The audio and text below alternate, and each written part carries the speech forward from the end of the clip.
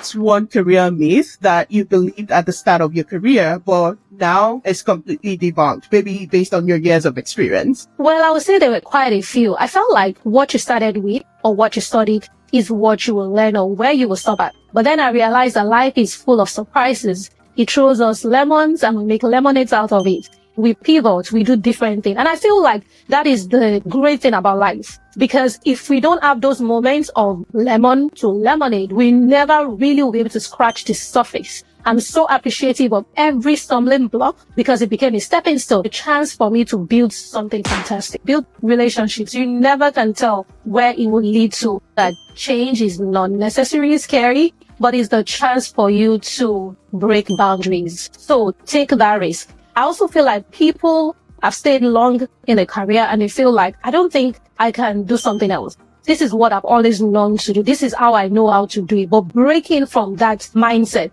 is really important. You got to think outside of the box. Welcome to Career Conversations with Ola, the official podcast of Career Zone by Ola. I am your host, Tola Adeolu-Balogun, a human resource professional, career enthusiast, and a coach.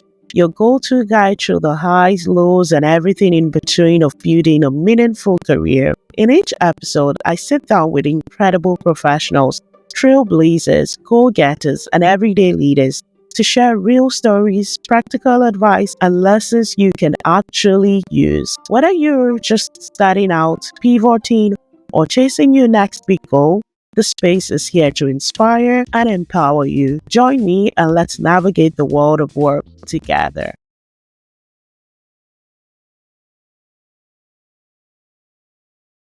Recently started to touch base a bit more. And you know what I say about building those connections, because you never know when you get to need them. I feel like this is a good example of one. I have with me today, Tola Adeolu-Balogun. Tola, thank you so much for gracing us with your presence and the time and audience to want to do this. I totally appreciate. Thank you for joining us on the show today. Thank you so much, Ola. It's such a pleasure to be here as well. I know that, like you said, we have connected way back, but, time and chance. So I'm grateful to be here on your show. And what an absolute joy. And I like all the episodes I've been watching. So great shout out to you. You're doing good. Thank you so much. And that's, sometimes it's pieces of all of that is all that we need to hear per time to just keep us going. So I totally appreciate that.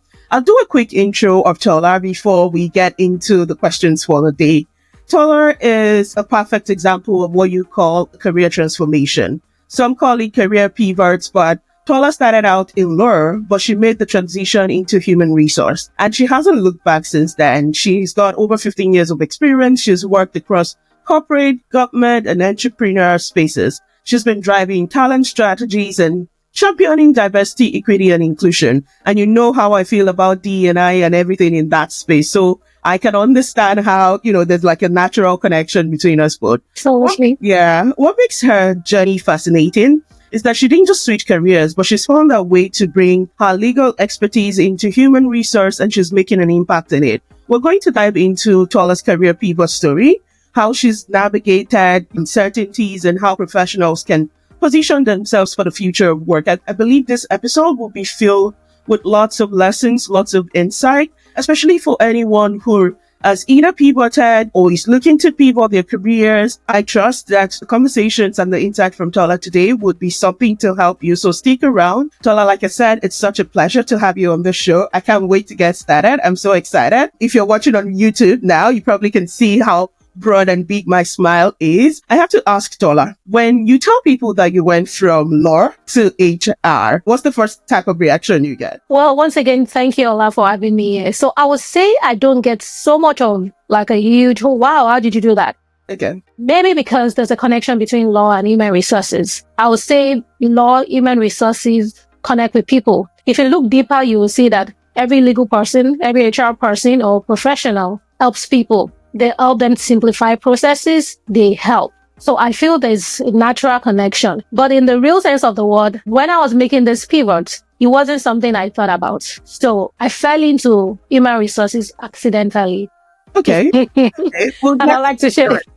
We'll get to the story. This is the kind of stuff I like. I like to call them stories behind the scenes. So we definitely will get into the story, where we get to dig in a bit more. And usually we'll just kick off with a few icebreakers. So maybe we'll get started with that to get us to ease into our real conversation for today. So you've worked across, law, HR, business. I know that you did some entrepreneurship yourself. If you had to create a tagline for your career journey, what would it be? Well, interested, I would say that it's just helping people. I think it's simple as that. Like I said, everything I've done, I realized that it's been helping people. I feel like, because growing up, both my parents, so my dad, my mom, and my stepdad, because I grew up in a fantastic environment.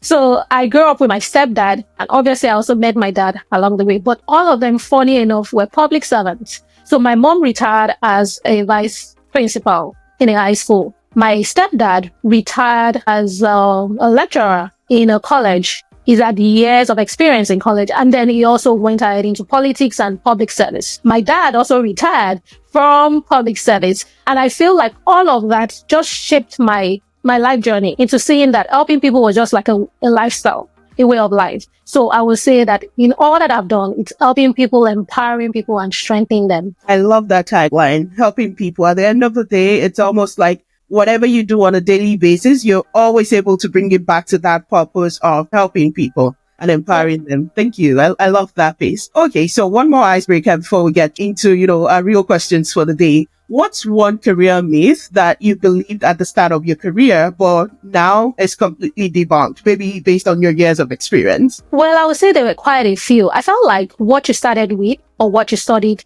is what you will learn or where you will stop at. But then I realized that life is full of surprises. It throws us lemons and we make lemonades out of it. We pivot, we do different things. And I feel like that is the great thing about life. Because if we don't have those moments of lemon to lemonade, we never really will be able to scratch the surface. So I feel for me that I'm so appreciative of every stumbling block because it became a stepping stone.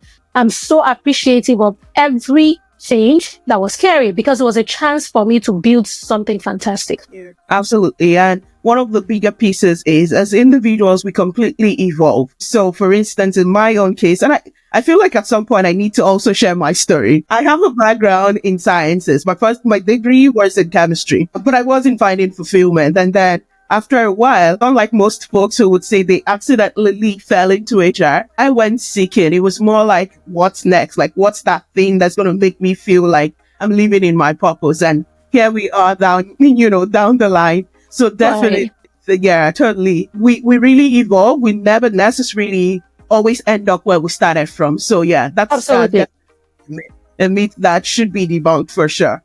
Thank you so much, Tola. I feel like we're already easing into this conversation and this is, already interesting. So let's dig in. Law and then HR. These seem like completely different words, but I can imagine that, of course, there are overlaps, compliance pieces and all. But take us back to the beginning. How do you come about studying law in the first place? Because I believe people who go out to say they want to study law, go because they want to be lawyers. And how did you end up in human resource? What drew you into HR? So, just give us that backstory. Okay, so I'm excited to share this story because it always brings fun memories. I remember growing up, I was always with a book. So I was that kid that enjoyed social activities, but I always loved to read. Like I would devour books. I would devour newspapers. I was interested in newspapers, in news articles. It was really funny. And then saying like I grew up with my stepdad, who was also an academician. He loved that part of me. And then he keeps calling me, my name is Tola. So he would say, Atoli Law. Like he just kept pumping all those things to me. So naturally, I think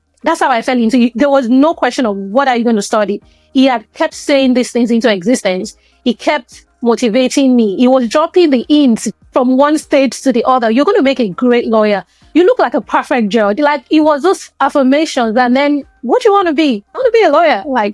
So everything just fell into place. And when I had the opportunity to get into college, my first choice was law. My second choice was law. If they gave me a third choice, it was law. So it was just, and I'm sure you also can resonate with the African lifestyle our parents have created. It's either you're a lawyer, you're an engineer, or you're a doctor. And so for me, it didn't feel like a command. It just felt like something that was built in along the way. So there was no resistance. He chose law. I chose law. That was the story. Okay. And so you got into law school, I guess, like you finished college, got into law school and you walked through the ropes. Did you practice at any point before switching into human resource? When did that switch happen? Yeah, so, as lawyers, we have that 1 year opportunity for you to intern. So I'll look at it as internship. So yes, I did. We had the court internship, and then we also had the firm internship. So meaning you intern with a law firm. But while I was interning in the law firm, in the court, it was boring. Honestly, I grew up watching a lot of legal series, Legally Blonde and all of that. And I just felt that that's how the courtroom or that's how the legal lifestyle should be. But unfortunately, for my internship experience, it wasn't so. I feel like if I had maybe had another chance in another law firm, maybe I could have considered staying, but it wasn't a good experience for me. So the courtrooms were boring. It wasn't a fulfilling experience. And I'm like, is this what I'm going to, keep on doing? But while I was interning at that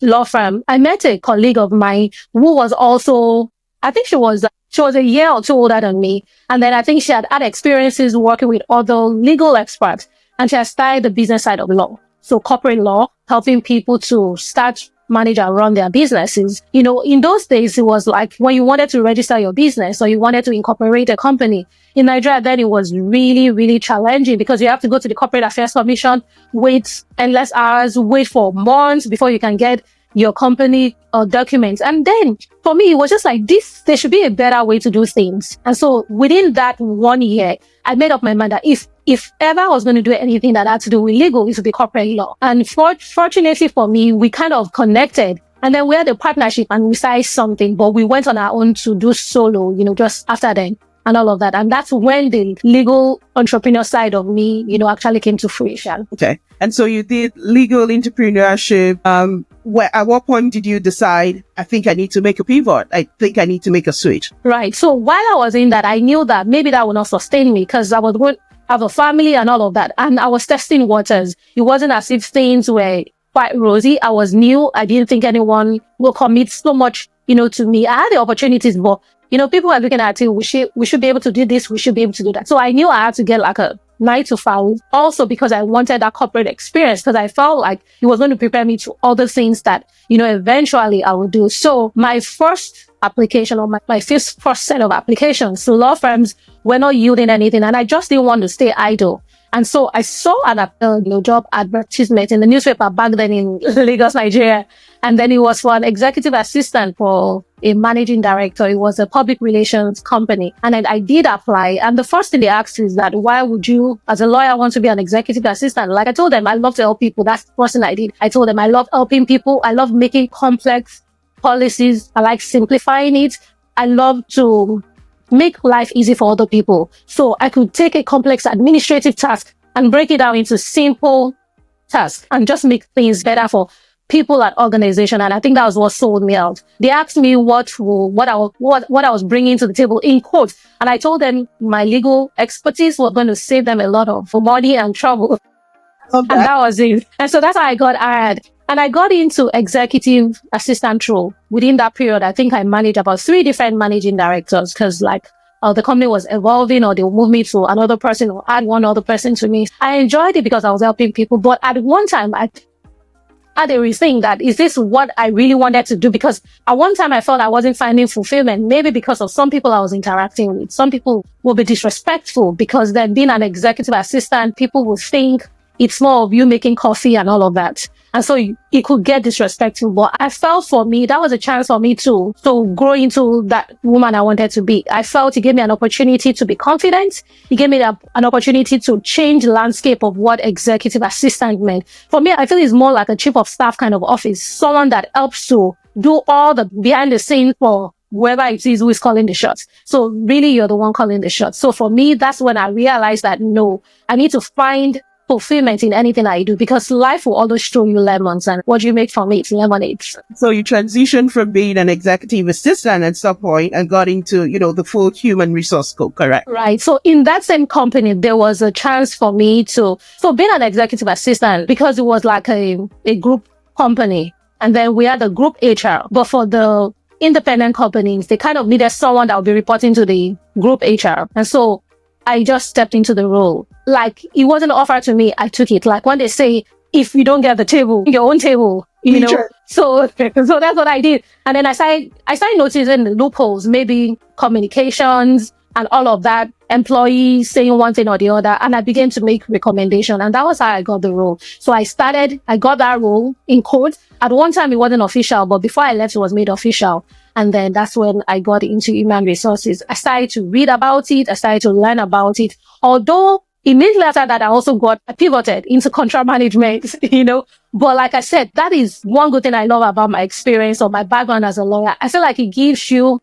a wide range of opportunities. So for my next job was a contract manager, and they needed someone who could interpret policies, service level agreements, speak with clients, and because they felt that the engineers might not be able to keep up with the agreed service levels, and they needed someone to interpret that, speak to the client. And I also needed to write the service level agreement, speak to the contract manager from the other company and all of that. For me, it was a beautiful way to transition because this was a tech company. I didn't understand anything they were doing, but then it challenged me to reading, learning, even getting certification, because for that company, you need to keep certifying yourself in different tech certifications.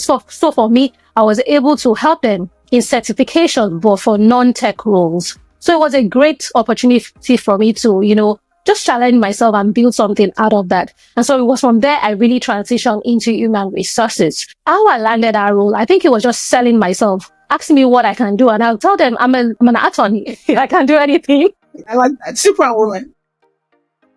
So I just used to sell it to them. You need someone with a legal background to help you. It will save you a lot of trouble. It will help you to interpret policies. It will help you across board operation, risk management, contractual management, and also employee relations. And that's how I got the role. What a wonderful journey. If there's one thing that I have pieced together from your story, that first is being able to look inward to say, hey, this is what I've got. Like the lemon analogy you gave. This is what I have. What can I do with it? How can I leverage what I already have? And if there's something that I know that, I discuss every now and again on this show is being able to just say to yourself, what are the transferable skills that I have? How can I leverage that? I feel like a lot of people who struggle with career pivoting always feel, you know what? I've invested donkey years in this area. I can't move over to something else. But if you really look inward, you have a lot of skills that can translate into other roles. And that was exactly what you did. And you were able to not just go from, you did the executive assistant role, you were a contract manager at some point, and then also just got into human resource. I like how you just were able to leverage all of those pieces. My question is, did you at any point look back and feel like, did I make the right call? No, I didn't. Because I found out that every role I took, I was, like I said, helping people, transforming lives, empowering people. Because when I went into human resources full time, I'm sure you know that in Africa, where we practice human resources, you do everything from payroll to talent strategy, management, everything you do it. And so for me, HR, you're like the mommy of the company. Anything happens, their personal life, they drop it at your table. Just seeing the fulfillment that you handed someone a paycheck or you help someone to get their first job. Just like I've seen people reach out to me. You can't remember me. My first job, you helped me with that. You prepared me for the interview. You prepped me. I didn't think I could do it. You saw something in me. And so for that, every time I look back and see those testimonials and see those, things, it's just a way to affirm myself to say, yes, you're actually doing the right thing. I feel like my faith has also helped me because I know that literary God says you can do anything, go, rule, dominate, and change your world. And so every role that I take, I make sure that I find a connection to my purpose, to my destiny, and to see how can I leave this place better than I find it. And so that's what I've been rolling with. Well, thank you so much. One of the things you said was, how fulfilling, especially when you feel like you're connecting with your purpose, how fulfilling work can be in that sense. I recently worked for a company that I had worked with before, and somebody had reached out to say, I don't know if you remember, but you got me this job and this job has transformed my life. And I'm like, oh, wow.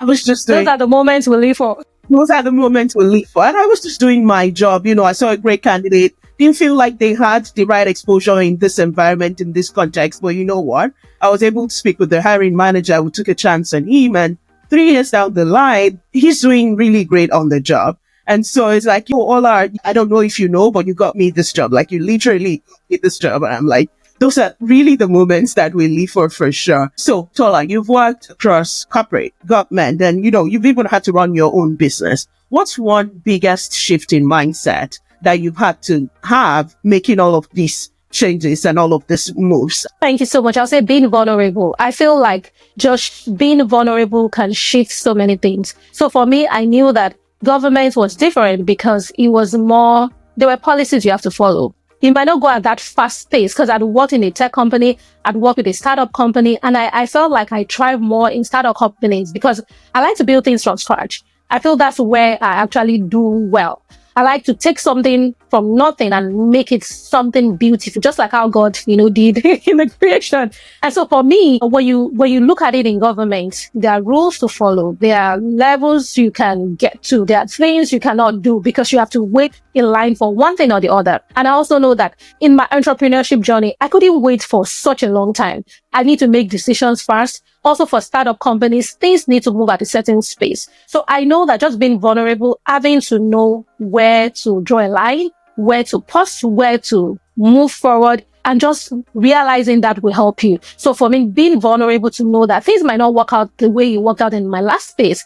It might look so different in my next space, but am I willing to take the risk? Am I willing to take the chance? Am I willing to learn? Which is something I know that I always do, continuous learning. I find myself learning every day from my kids, learning from nature, being intentional about learning, searching for certification, skills, future-proofing myself because I know that things will definitely change. Like 2025 is so much going on and I'm like, if you think about 4 years ago, there are some things I will say, no, this can never happen. And literally right in front of our eyes is happening. So just being the change you want to see, being vulnerable, being open to continuous learning will definitely help. Oh, so packed. I'm an astute advocate for anything learning. I feel like you rightly said, we pick on learning every minute, like regardless of where you are, where you go. And you don't always have to be in the four walls of the classroom before you feel like you're learning. And what you rightly said, just being intentional about it. Like I always say to myself, I want to be a better version of myself today than I was yesterday. I want to be able to look and say, hey, Ola, what did you do differently? What did you learn?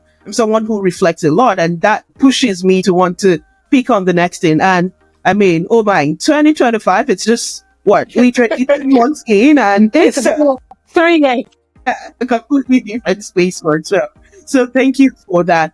Are there lessons that you have learned from career pivoting? Just the ability to have been able to move from, where you started off to where you are now. What are your biggest lessons that I'm hoping that as you share, it will be useful and insightful for someone out there? Right. So I wish for people to know that change is not necessarily scary, but it's the chance for you to break boundaries. So take that risk. I also feel like people have stayed long in a career and they feel like, I don't think I can do something else. This is what I've always longed to do. This is how I know how to do it. But breaking from that mindset, I also feel that a change in mindset is really important because sometimes you are confined to a space. You got to think outside of the box and there's no one that can grow, especially in 2025 and the years to come, if you don't do something different, if you don't break out from the norm, if you don't allow yourself to fly, to spread your wings and just take a chance, take a risk. I know it could be very scary, but what I've always learned to do is to take a self-evaluation, like I said. So do a SWOT analysis, like we all know. We do it for our businesses, but I also do it for myself. Like quarterly, I will sit back and say, what are the strengths, weaknesses, opportunities, and threats? I sit down, I write them, I journal them. And from all of these lessons, I'm able to pick out the things that will help me in the next phase of my life or in the next journey of my life.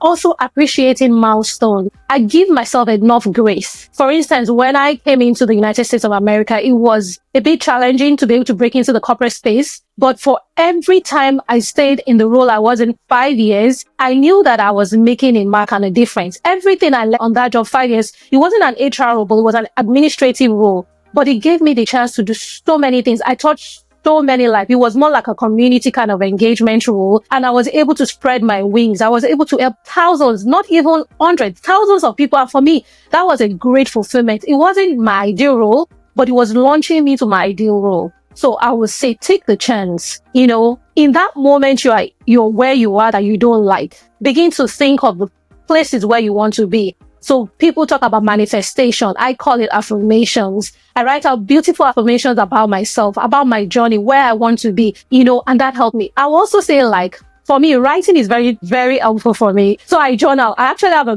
gratitude journal for women and for kids. I published that is on Amazon. And then I also have like a book for affirmations for moms, for women to use to affirm themselves. And all this was born while I was on that job that I didn't think was part of my journey. But it brought out so many sides of me. It brought out the author side of me that I knew, but I never did anything about it when I thought I was even fulfilling purpose. But this job just helped me to help people and help myself. So just spread your wings and take the risk. Spread your wings. I love those pieces. And you would share with me so that I can link up, your Amazon links for the affirmations. I'm sure someone out there would want to put their eyes on it. So for sure, Tola would be sharing that with us so we can go visit that link and, support that cause ultimately. But I feel like from how you shared it, they're really important affirmations. I believe in affirming. I believe in, just being optimistic, and that really has a big impact in terms of how we show up and how we do things for sure.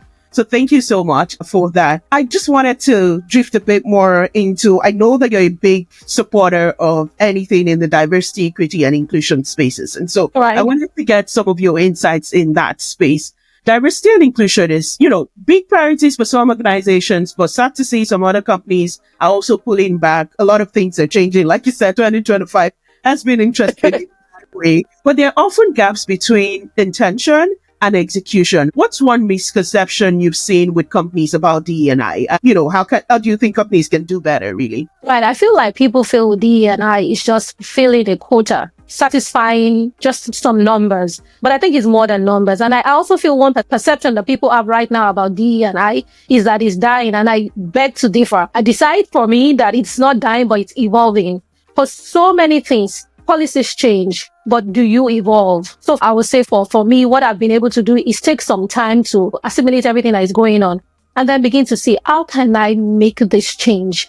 I feel like people feel that, like I said, it's about quotas, it's about number, it's about certain color or something, but no, it is part of your hiring strategy, retention strategy, and you don't want to lose it. So there was a time I read about a young girl who is on the Jennifer Hudson show, the famous Aaron Pierre, that person. So interestingly, this was a young employee who brought about that concept. So I feel like, I think from what I read, it was that there was this spirit tunnel that they used to usher in Jennifer Hudson when she's going into the show. But then she decided to say during one of the meetings, and she spoke up and said, I feel like we should add this for our guests. I feel like it will make them super pumped to come in. And can you imagine listening to someone that ordinarily would not be able to share, our thought or our opinion transformed, and it's becoming like just a thing everywhere. There's nobody that doesn't resonate with. I look forward to those clips. I'll be honest. Yes, I do, and for me, it is just really nice. And this is, for me, the lesson learned there is diversity is important. So this is someone who is young, probably in an early career stage, who you would never think would bring up such a fantastic idea.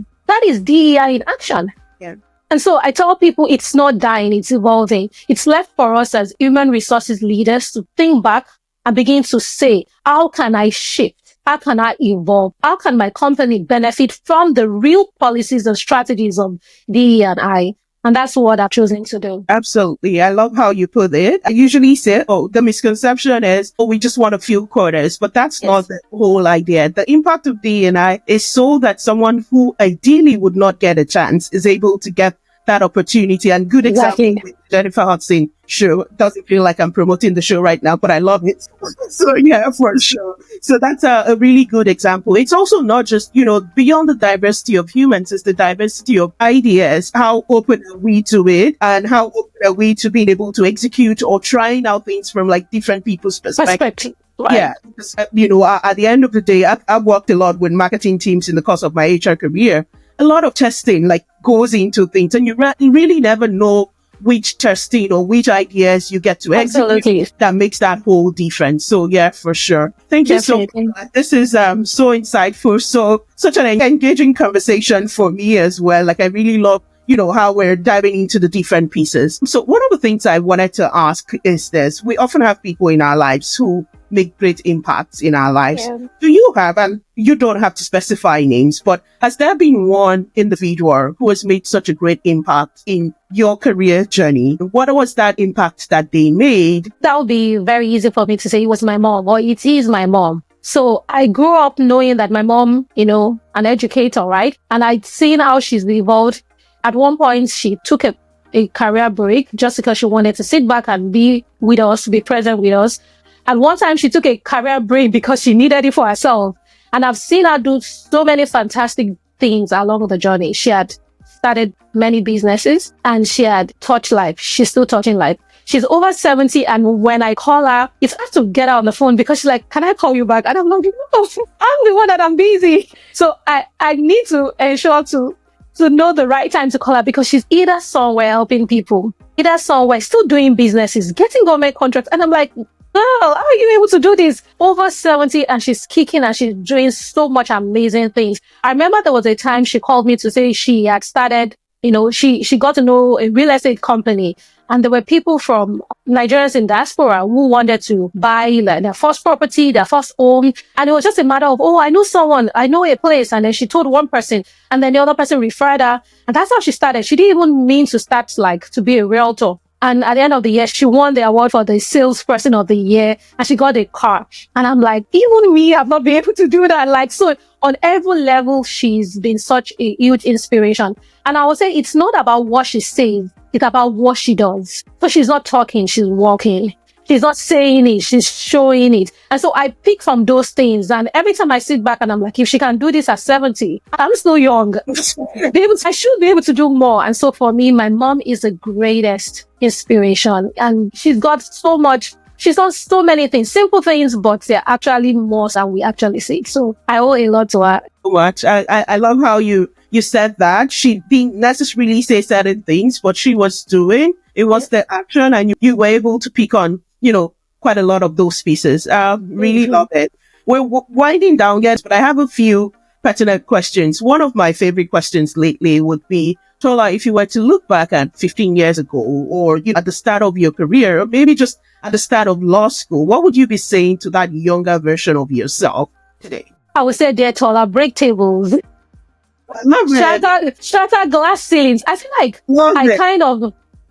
I kind of held back in so many things that I could have done. I feel like adulthood kind of held me down as well. I feel like life threw some balls and I didn't dodge it. And then it kind of impacted in my journey. But I'm glad that I'm finding my voice. I'm not where I want to be, but I sure am not what I used to be. It's not a perfect stage for me, but I'm making the best use of this stage that I have. Look at us, changing lives. What we are doing today is not what we thought we would have done 15 years ago. I never would have thought I'll be here being a podcaster, because I also do podcasts by the side as well for moms. I run an online space where I empower moms of boys with skills, resources to raise happy, healthy, and godly sunshines. And this started during COVID because we were just home and I realized that it was a time for me to get closer to the boys. I have 3 boys, by the way. And I'm like, okay, this is a great time to begin to do activities together since we're just, at home. And I started this journey called Raising Sunshines. And since then, we've grown from 0 to over 24,000 communities, many lives impact. So glad I'm living the dreams, fulfilling my purpose,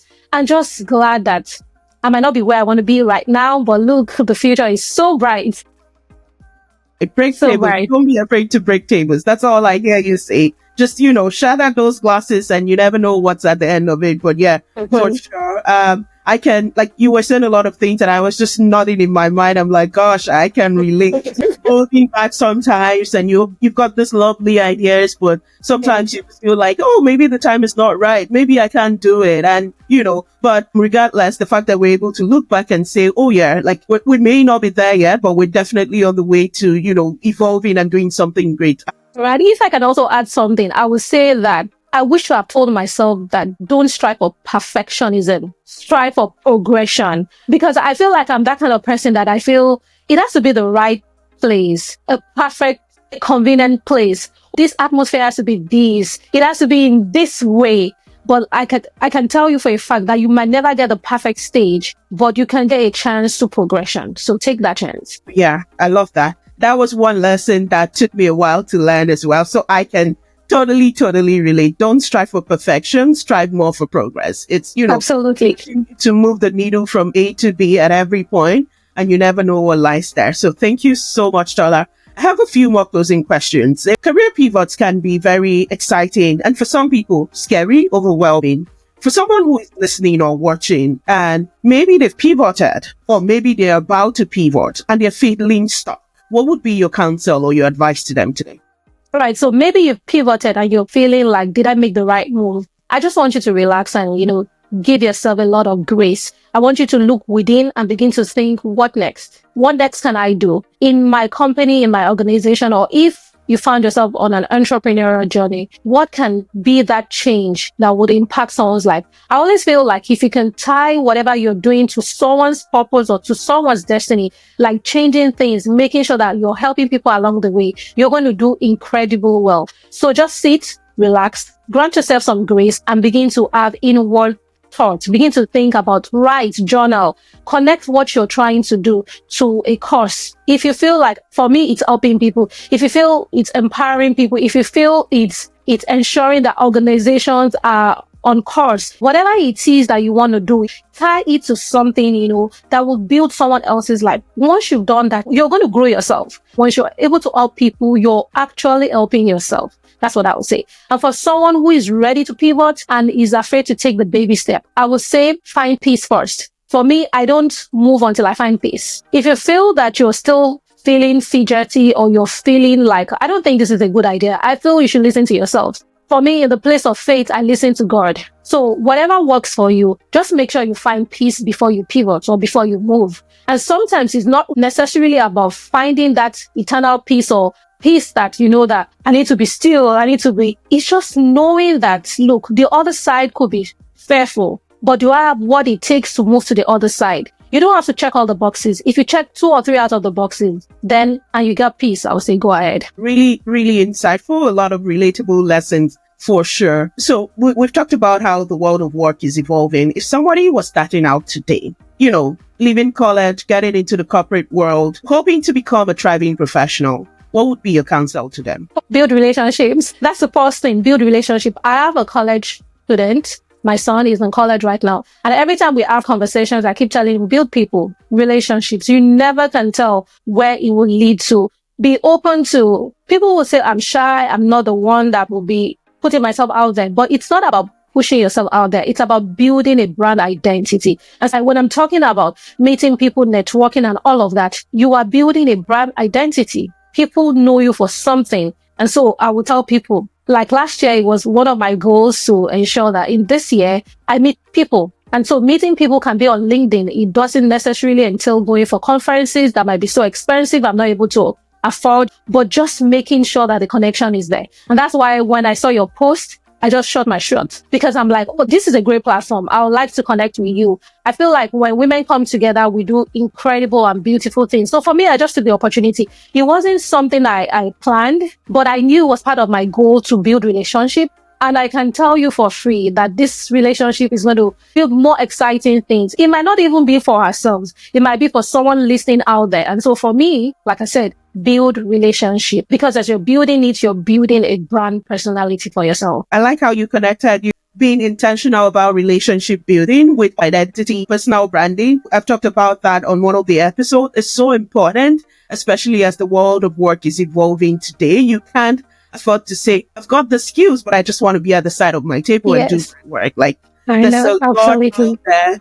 And I feel like it's a bit more competitive in the world of work than it was a few years back. And so something has to make you different. You have to distinguish yourself in a way. And so intentional relationships for sure. And also just using that to leverage a brand identity for yourself is a super great counsel. Thank you so much, Tola, for that. And I know that, I could go on and on with this conversation. I feel like it's so insightful, and I don't want to hold back because I believe somebody out there would be learning a whole lot from this particular episode. Tola, is there one habit? I know you talked about, being intentional about learning, but are there some habits that you have developed as a professional that you think has been useful to helping you thrive in your career? I would say excellence. Just making sure that whatever I do, I leave a touch of excellence. I know sometimes you're not that pumped every day to put in so much work, either because you feel that you have a boss who is not understanding, or perhaps because you're tired of the monotonous side of your job.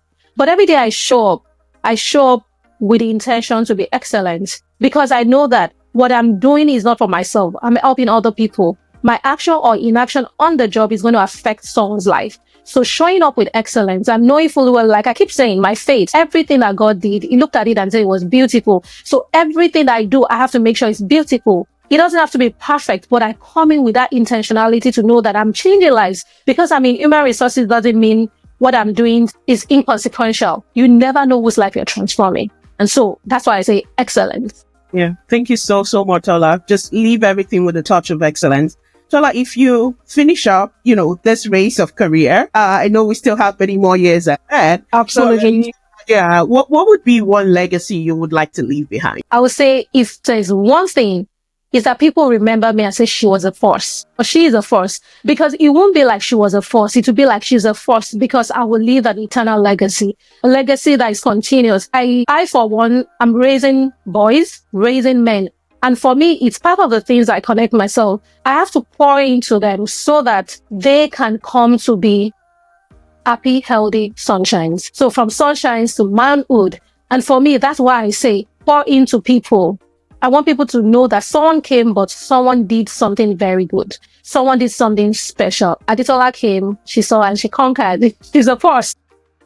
Love it. We could go on and on with this episode for sure. Thank you so much, Tola. I wanted to leave one opportunity you've mentioned your podcast, you've mentioned your journal or your affirmation piece on Amazon. Where can we connect with you? Where can we find your resources? So thank you so much once again for this beautiful opportunity to grace this. It is such an honor for me. I don't take it lightly, and I'm so appreciative. So you can follow me or find or connect with me on LinkedIn as Tola Adeolu-Balogun. And you can also connect with me on LinkedIn because he has all my profile, my description says everything, my email and how to connect with me. So that's the easiest way to connect with me. Okay, sounds good. Now, where can we maybe talk a bit more about your affirmation work on Amazon, and where can we connect with your podcast as well? So you can also connect with my books and my journals on Amazon. The publication is She's Grateful. So if you type in on Amazon, She's Grateful, and you put my first name, Adetola or Tola, it will pull it up. So that's the gratitude journal for women and for kids. It's selling on Amazon. I've not put on the affirmations on Amazon. I have a private link that I used to share it, but very soon it's going to be on Amazon this month. So yes, Eventually everything is on Amazon. Okay, sounds good. I would, take all of the links from you and make sure to link them in this episode. It's been such a great conversation. Like I said, if you leave me, I would literally continue this conversation, but I made a promise to you to stick to time. So we're going to stick to time for sure. Thank you so much, Tola. It's been such a pleasure, a privilege to have you on this show. I can imagine that anyone who stays back to listen from start to this episode will take a lot of lessons away. I'm not pivoting in my career, but there's a lot of relatable lessons that even just speaking with you right now, I'm able to take away. And, I was having this conversation, I think, with one of my guests. I'm like, when I'm literally editing most of the episode, like I take my journal, I take pauses, and I'm like, my God. Like that's how intense it gets for me. It's like lots of learning. And that's one of the things that, I just appreciate about this. It's just a few episodes in, but even the feedback of how people are saying, oh, I could connect with that. That was so useful. These are really beautiful, inspiring and insightful conversations. I wanted to just say thank you. I don't take this for granted. It's such a pleasure to have had you on this episode. I hope that if there is a need and we want to have you back someday, that you would grant that opportunity to be back here as well. Definitely, it will be my pleasure. And just knowing that, I don't know when you're going to publish this, but knowing that March is a month where we celebrate women. And I just want to say to any woman out there listening that you can be anything you dream you want to be. So just give yourself grace, take a chance on yourself and spread your wings. There's so much amazing opportunities lying out there for you. Thank you. I love that concluding piece. Thank you so much, Tola. It's been such a pleasure. If you stuck with us till this time, I wanted to say, like I promised, a lot of good stuff will be coming your way from Career Conversations. I feel like today's conversation was even beyond career. It was career and life conversations. It was really so good. And so a lot will be coming your way. I don't know where I get this incredible guests from. Like sometimes I'm just in awe of the quality of conversations we have here. And I would say if you're not subscribed yet on YouTube, make sure to subscribe. We're everywhere for podcasts, Spotify, Amazon Music, Apple Podcasts. Just make sure to follow, leave a comment. I will see you on the next episode where I bring you another incredible guest. Until then, I'm signing out. Thank you and have a great rest of your day. Bye.